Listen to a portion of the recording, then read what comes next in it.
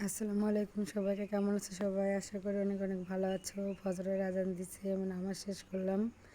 এখন একটু একটু সকাল হয়েছে। তো গ্রামে যখন আসছি তখন রাস্তায় একটু না হাঁটাহাঁটি করলে হয়, চলো তোমাদের সাথে নিয়ে একটু হেঁটে আসি আর দাদার কবরটা একটু দেখিয়ে আসি, চলো।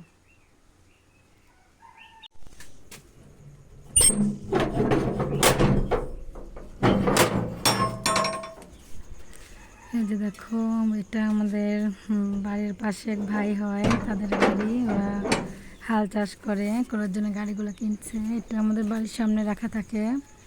তো এখন যেহেতু ভোর ভোর আছে, এখনও বের হয়নি, আর একটু পর বের হয়ে চলে যাবে গাড়ি নিয়ে। তো আমি যাচ্ছি সামনের দিকে।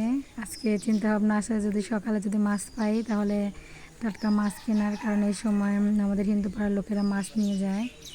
ওরা সাধারণত এই বর্ষার সময় মাছ মারে, মাছ বিক্রি করে, এটা ওদের পেশা। তো চলো দেখি মাছ পাই কিনা। যদি পাই তাহলে অবশ্যই নিব। অনেক দিন টাটকা মাছ খাওয়া হয়নি। তো দেখো বন্ধুরা, আগে আমরা বলতাম এটা আমাদের গ্রামের মহব্বতের কাদা। প্রচুর কাদা হইতো, রাস্তা ছিল না তখন। যখন আমরা ছোটোবেলায় স্কুলে যাইতাম, প্রাইভেটে যাইতাম, সকাল সকাল অনেক কষ্ট করে হেঁটে যেতাম কাদা নিয়ে। তো এখন দেখো রাস্তা হয়ে গেছে। এই যে দেখো একজন মাছ নিয়ে আসতেছে, ওনাকে আমি জিজ্ঞেস করলাম যে কী মাছ, তো বললো যে না, এটা শুধু জিওল মাছ। তো আমি বললাম না, আমি ছোটো মাছ নিব। তো উনি চলে গেল মাছ নিয়ে। তো আমি যাচ্ছি। দাদা তো মারা গেছে অনেক দিন হলো, আমার মেয়ে পেটে থাকতে দাদা মারা গেছে। আমার মেয়ে যখন 8 মাস ছিল আমার পেটে, সেই সময় দাদা মারা গেছে। এখনও বাড়ি আসলে মনে একটা শূন্যতা, মনে কে যেন একটা নাই, মানে ডাকতেছে না। সকালে দাদাকে প্রত্যেকদিন সকালে সবাইকে ডাকতো, পাড়া সবাইকে ডাকতো নামাজের জন্য, যে সবাই উঠো, মহল্লাবাসী উঠো, নামাজের সময় হয়ে গেছে, নামাজ পড়ো। এখন আর কেউ বলে না। তো সকাল সকাল আমি যাচ্ছি। বাড়ি আসার পর থেকে গলাটা আমার ভেঙে গেছে এমনিতে। তো আমার ঠান্ডার প্রবলেম আছে। তো দেখো যাচ্ছি। এটা এই রাস্তাটা নতুন করছে, আমি এর আগে যখন ছিলাম তখন এতটা হয়েছিল না, এখন অনেকটাই করছে।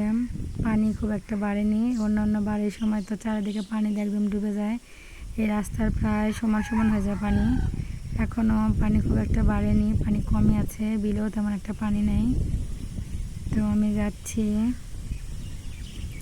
মোরগ ডাকতেছিল, হাওয়া দিচ্ছিল, খুব সুন্দর বাতাস হচ্ছিল, অনেক ভালো লাগছিল আমার।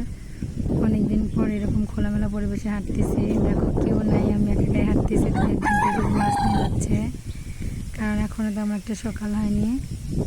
তো এই যেটা আমাদের গ্রামের গোরস্থান, সামনে দেয়াল দেখা যাচ্ছে, এটা এখানে আমার দাদা ঘুমায় আছে। দাদার কথা অনেক মনে হয়। তো কার কার দাদা বেঁচে আছে তারা সবাই জানাবে অবশ্যই আমাকে। দাদা দাদি, আমার দাদি আছে, তোমাদের একদিন দেখাবো। তো দাদা নাই, আমাকে আমার দাদা দাদি মানুষ করছে ছোটো থেকে, তাই জন্য ওদের উপর আমার একটা অন্যরকম টান কাজ করে। এই যে দেখো, এটা আমাদের পুকুরপাড়া যাওয়ার রাস্তা, এখানেও প্রচুর কাদা, এখন রাস্তা হয়নি ওইদিকে। এই যে এখানে এখন কবরের একটা চিহ্নও নাই, বোঝা যায় না কিচ্ছু। আমাদের এখানে বেড়াও দিতে দিবে না কবরে, গ্রামবাসীরা বলছে না এখানে বেড়া দেওয়া যাবে না। তো গোরস্থানের পাশে এটা আমার এক ভাইয়ের খামার, তোমার ব্রয়লার মুরগির খামার। এখানে ছোটো একটা দোকানও আছে, বিকালে অনেক লোকজন আসে, বসে চা নাস্তা খায়, গল্প টল্প করে। এই যে দেখো, এটা নৌকা বানায় রাখছে, এখনও পানিতে দেয়নি। এটা বানায় রাখছে, এটা শুকাবে, এটাতে তোমার আলকাতরা দিতে হবে, তারপর নামাবে কাজটা শেষ করে। যেহেতু এখনও পানি এখন আসেনি, সামনে ওইটা বিল, পুরো দেখা যাচ্ছে না ভালো করে, তোমাদের দেখাবো পরে। কাদার জন্য যাইতে পারতেছি না। এই যে দেখো, এটা আমাদের জায়গা, এখানে আমার মাদের জায়গা আছে, এখানে মরিচ, তারপর তোমার পেঁয়াজ রসুন এগুলো আবাদ করে। তো এটা পানি উঠছে। এই যে দেখো, এখানে আমার দাদা আছে, ভাবলে অনেক কষ্ট লাগে যে দাদা আমাদের কাছে আর নাই। এখন দাদি আছে, দাদা মারা গেছে, নানা মারা গেছে, নানি আর দাদি আছে, একদিন দাদিকে তোমাদের দেখাবো। তো এত সুন্দর লাগতেছিল এই সময়, কি বলবো বন্ধুরা, কারণ কেউ নাই, একদম খোলামেলা পরিবেশ। তো মাছ পাইছিলাম, তোমাদের দেখাইতে পারিনি, কারণ আমি নিজে নিজে ক্যামেরা করতেছিলাম, আর মাছওয়ালার কাছে তোমার ডালা ছিল না, তাই জন্য নিয়েছিলাম। তো আজকের ভিডিও কেমন হয়েছে অবশ্যই জানাবে আর আমার জন্য অনেক অনেক দোয়া করবে।